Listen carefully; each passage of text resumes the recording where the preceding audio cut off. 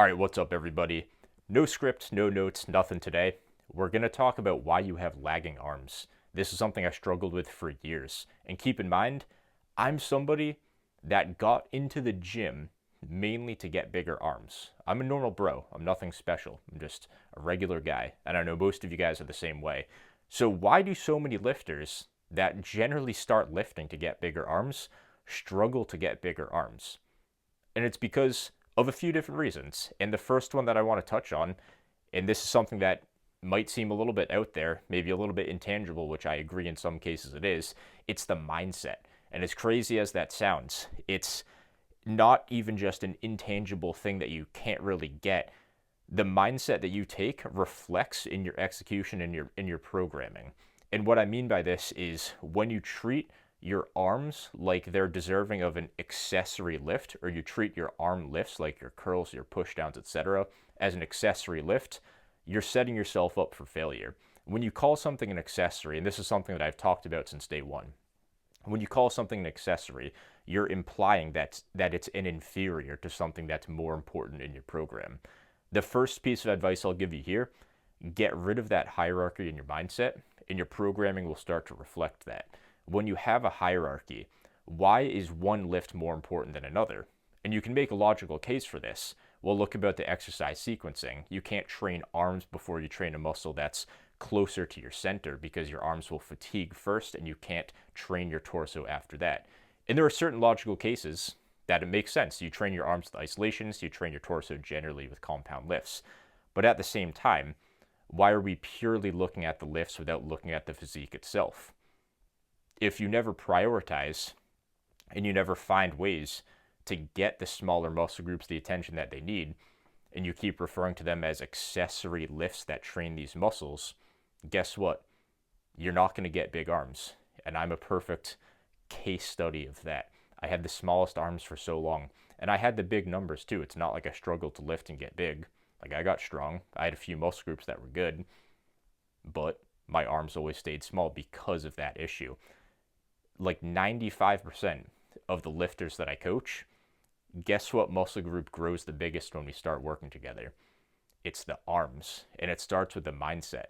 I don't even have these guys go on arm specialization programs. Most of the time they're novice or beginner, early intermediate, or even some intermediate, late intermediate lifters. The programming's nothing crazy. It's maybe 6 to 8 sets a week for biceps and triceps, and they grow better than they have before, simply because of the mindset. It's a mindset shift. Now, instead of your push day being bench press, military press, and then throw some tricep push downs after your chest and shoulder work, it's an even playing field. Everything gets the attention it deserves. A curl is just as important as a pull-up in this program because your biceps are important as your back. It's bodybuilding, it's your physique. And to go beyond that, you can customize your physique however you want to. It's totally up to you. And that's the cool thing about bodybuilding. So to move beyond the mindset and get to something a little bit more tangible, when we talk about the programming for your arms, you have to understand that arms aren't just some muscle you pump up and check them out in the mirror and then let them deflate. They work the same way as any other muscle group. You have to train them hard. You have to train them quote unquote heavy. I can't stand when people say that because mechanical tension and training heavy are not the same thing. Basically what I'm trying to say is you have to go close to failure for them to grow like any other muscle group.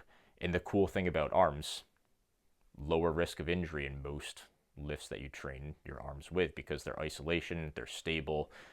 And to go above and beyond this, most lifts, maybe not most, but a lot of the lifts that you train your arms with, if you're a strength-focused guy and you love your logbook and you like the numbers, you can chase strength training your arms, and you can get away with it. What happens when you chase a 1 rep max? Let's forget about the 1 rep max. What happens when you chase a 6 to 8 rep max on a squat? You're going to cheat your technique, and you'll get stronger, but you're getting less hypertrophy in the meantime. That's not what we want. So I generally advise you don't chase strength in these bigger movements where you have more room to cheat and more room for error. I've made that mistake. You guys have seen those videos about me. You've seen my story. When it comes to training arms, if you're someone that likes to chase strength on a preacher curl, that will get you pretty jacked. You're not going to find a way to cheat on a preacher curl. I know there's certain ways you can cheat here and there, but come on. I mean, the little bit of cheat on a preacher curl versus going from like an ass to grass high bar squat to a low bar squat just to parallel, that's night and day. But letting your shoulder come up a little bit, or maybe not going quite all the way down on a preacher curl, that's not going to hurt you. And in certain cases, I'd argue that's even a good use of cheat, but that's a topic for another video. What I'm trying to say is if you want to chase strength on these arm lifts and scratch that itch, it's a good thing to do. It's arguably going to get you the same outcome as if you just chase stimulus, which is more of my mindset. But if you need to scratch that itch, you can. And arms are the perfect way to do that. Enough of this fluff and pump. This is BS hypertrophy training. No 3x10s on your curls. At least have a rep range and train in a double dynamic or just any form of double progression. Do a rep goal system. If it's a lift that's stable and strict, chase that rep goal. If it's a lift that has room for error where you can mess up your technique, chase the stimulus. The reps will come. And just to finish this video off, what I'm trying to say is most of you guys, and this is myself included, when I say you guys, I mean you guys and my former self, because this was a problem I struggled with for hopefully way longer than you guys ever have to. What I'm trying to say is my arms got stupidly strong because I chased stimulus, I maximized tension, and I treated them like anything else. And they're strong because they're big. I got my arms big. That reflects in the weights. I was super proud of my incline curl PR I hit yesterday. I hit the 55s for 7. Bald Omni Man posted a video less than 24 hours later of him hitting 55s for 8. So that hurt my ego right back down. But I don't care that much about strength. My biceps are getting bigger. They're growing, and that reflects in the strength. Before I know it, I'll probably be curling the 70s for 8, the 70s for 5 or whatever on the incline curl. It's a good strict lift. And not to get on a tangent about incline curls, I know it's a hot topic in the fitness community. Prioritize your arms for once. Enough of the silly programming. Enough of the lack of programming. Don't 3x10 hammer curls, then 3x10 cable curls, then 3x10 reverse curls at the end of your day. It's a complete waste of time. You're sandbagging every set. You're exhausted. It's at the end of your session. Treat it like any other lift. Pick 2 to 3 sets. Do that 2 or 3 times a week for biceps and then for triceps. Maximize stimulus, maximize tension. The reps will come. There's a reason that I'm very strong on my arm training. It's because I got them big and trained them properly. It reflects in the strength.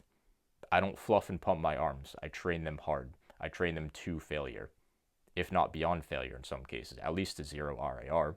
Like incline curls, I take them to 0 RAR. It works fine. My biceps are responding. Same with a Smith JM press and a push down. You guys have seen me train arms. Do it the same way.